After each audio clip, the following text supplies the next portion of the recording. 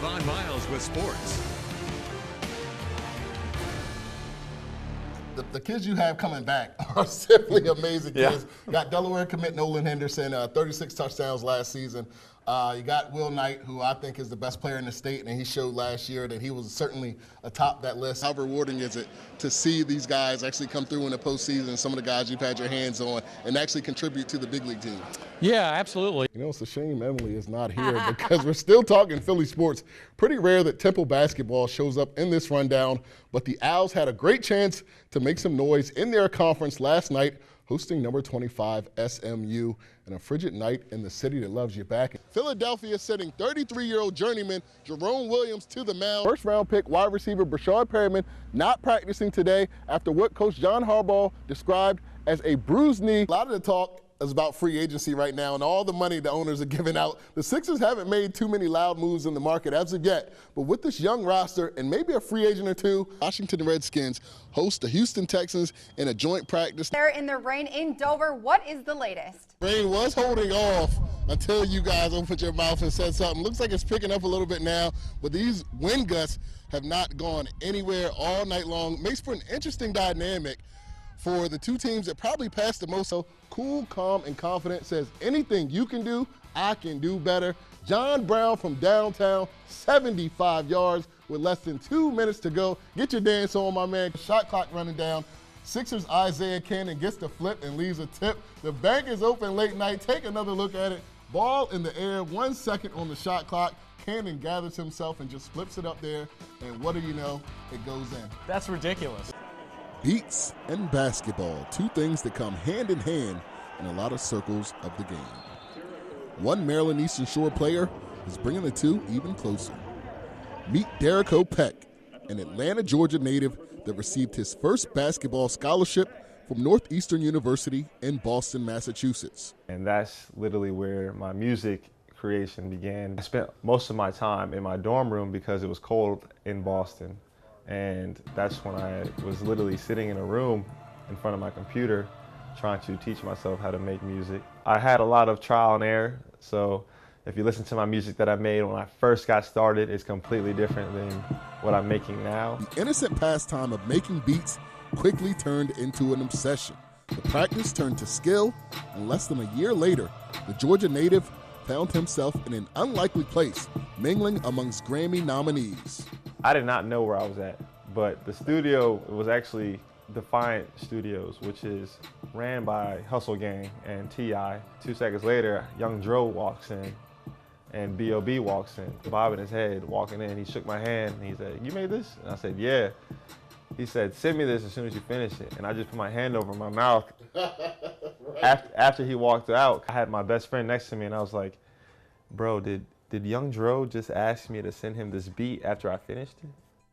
After finishing his bachelor's degree at Northeastern, Peck, still with 2 years of basketball eligibility, sought out a new home. Through an old teammate, he got in contact with first-year head coach Bobby Collins.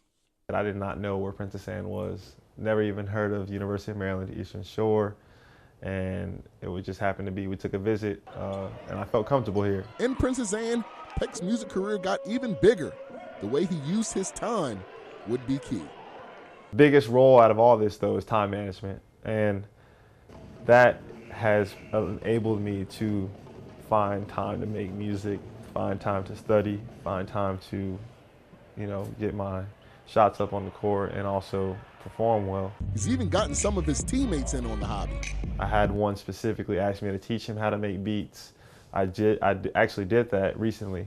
And he got his own laptop now, so he's probably in his room making the beat as we speak.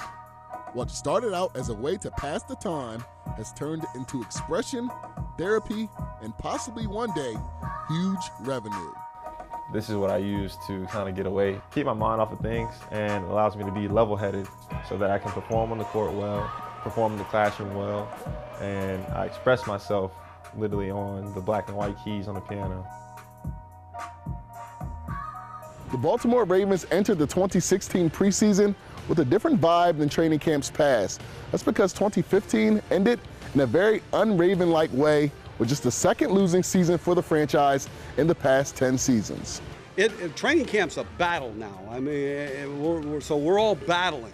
We're trying to get better every day. Baltimore brought in 5-time All-Pro safety Eric Weddle to a defense that finished dead last in the league in interceptions a season ago. With the front seven currently without veterans Elvis Dumerville and Terrell Suggs, second-year edge Zadarius Smith is being called on to have a breakout year. I feel good about myself. I think I'll do a lot of great things this year. Just like I said, getting a lot of reps, man. Just learning from my mistakes is making me better. He is his own man. He's his own player. He's a really good player. He's having the best camp he's had here by far. On offense, Joe Flacco is coming off an ACL tear suffered late last season. The front office made a strong commitment to their $120 million man, drafting offensive tackle Ronnie Stanley with the number 6 overall pick in April's draft to take over at left tackle. I think he's looking great. I think he's working hard every day. I think, he's got the feet, he's got the hands, just keeps his head down and grinds, and that's what you want in a rookie, and I'm excited about him. The first tune-up is in 2 days when the reigning NFL MVP Cam Newton and the Carolina Panthers come to visit Baltimore. We're playing a really good team. They have great players. Obviously, they've hit the pinnacle of success in terms of being in the Super Bowl last year, and that's just going to be a big test for us. In Owings Mills, Travon Miles, 47 ABC. Welcome back. We're talking sports with Trey, and we're not going to talk about the Eagles right now, okay? Because I just checked the score. We'll save it, yeah. Let's talk about SU. Yes. Because they had a great season. Yes, they did. I know the ending wasn't that great, though. No, it wasn't at all, and they'll be the first ones to admit it. They had a great year, got to the NCAA Final Four, but they did fall in the national semifinal. Obviously, wish they could have won it all. Who doesn't every single year, you know what I mean? But a great season nonetheless, and it was all reflected this afternoon as 4 Seagulls were named to the National Field Hockey Coaches Association All-Region Team this afternoon. Now, seniors Hannah Miller and Becca Renanka named to the All-South Region First Team, while senior Anna Brittingham and junior Tressie Windsor earned second team honors. And as the fall season has come and gone over there on College Avenue, it's time for the fellas of winter to get it started. The men's basketball team is 4-0 on the season thus far, off to their best start since last season when they started 6-0. Just goes to show you what kind of program Andy Sachs is building over there. The Gulls just knocked off number 16 Virginia Wesleyan on the road last Tuesday. They return home for their first conference tilt of the season on Wednesday, taking on St. Mary's. And the Sixers in the NBA up across the border taking on DeMar DeRozan and the Raptors. Philly trying to take the lead in the first. Pascal Siakam sends that one back to Philadelphia. Return to center. Philadelphia would eventually find their groove and take the lead here in the first. Robert Covington going to sink a 3. He finished with 20 points to lead the Sixers. Check this out. Into the first, Nick Stauskas misses the 3. Patrick Patterson does not from half court. And you knew after that what kind of night it would be for the Sixers. They give up a bunch of points in a 122-95 loss tonight. And the Wizards taking on Boogie Cousins and the King. Boogie with a big game, cut it straight to the fourth, under 10 seconds to go. Cousins gets to the rack and ties us up at 92. Now, John Wall would miss at the end of regulation to send us to overtime.